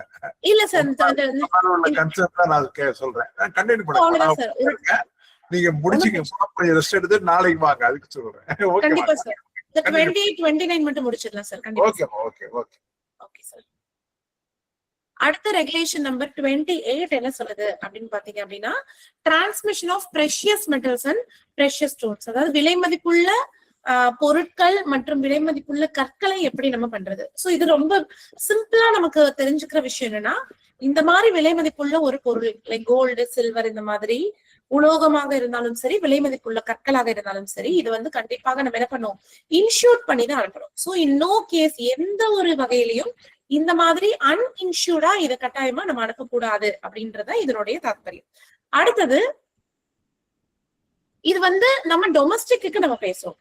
ஒரு சில கண்ட்ரிஸ் ஒரு அவங்களோட டெரிட்டரி வந்து குறிப்பிட்ட அளவுக்கு தான் இந்த நாணயங்கள் மற்றும் விலை மதிப்புள்ள பொருட்களை அந்த நாட்டிலிருந்து உள்நாட்டிற்கு நமக்கு அனுப்பக்கூடும்ன்ற மாதிரி நமக்கு ரெஸ்ட்ரிக்ஷன்ஸ் வச்சிருப்பாங்க. சோ அந்தந்த கண்ட்ரி அவங்க இந்த மாதிரியான விலை மதிப்புள்ள பொருட்களுக்கான இதுவா எவ்வளவு வச்சிருக்காங்களோ அது அப்படியே உங்களுக்கு என்னன்னு பாத்தீங்கன்னா இதுக்கும் வந்து உங்களுக்கு அப்ளை ஆகும். இதுதான் விஷயம். அடுத்தது ரெகுலேஷன் நம்பர் 29. இது வந்து எதை பத்தி சொல்லுது அப்படின்னு பாத்தீங்கன்னா, items for blind prohibited in certain cases. So blind literature நம்ம இது பின்னாடி நம்மளோட இன்லாண்ட் மெயில்ஸ்ல இதெல்லாம் ஒன்னொன்னா டெப்தா படிக்க போறோம். சோ இதுல என்ன சொல்றாங்கன்னா, இந்த ப்ரோஹிபிஷன்ஸோட கண்டினியூஷன் தான் இப்ப நம்ம எல்லாமே பாக்குறது. சோ ஒரு பிரிண்டட் பேப்பர்ஸ் ஆகவோ பிளைண்ட் லிட்ரேச்சர் ஆகவோ நம்ம அனுப்புறதுக்கு ஒரு சில ப்ரோஹிபிஷன்ஸ் இருக்கு. சோ எதையெல்லாம் நீங்க வந்து பிளைண்ட்ல அனுப்பக்கூடாது அப்படின்னு பாத்தீங்க அப்படின்னா, எதெல்லாம் உங்களுக்கு தடை செய்யப்பட்டிருக்கு அப்படின்னா, it shall not dear and inscriptions. அதாவது ஏதாவது ஒரு பர்சனல் கரஸ்பாண்டன்ஸ் இருக்கு அப்படின்னா அதை பிளைண்ட் லிட்ரேச்சர்ல கண்டிப்பா அனுப்பக்கூடாது. ஏன்னா உங்களுக்கு தெரியும், பிளைண்ட் லிட்ரேச்சர் பொறுத்த வரைக்கும் முழுவதுமாக அவங்களுக்கான இந்த பிரெயில் ஸ்கிரிப்ட், அவங்களுக்கான சிடிஸ் அண்ட் எஜுகேஷன் மெட்டீரியல்ஸ் மட்டும் தான் நம்ம அனுப்பணும்.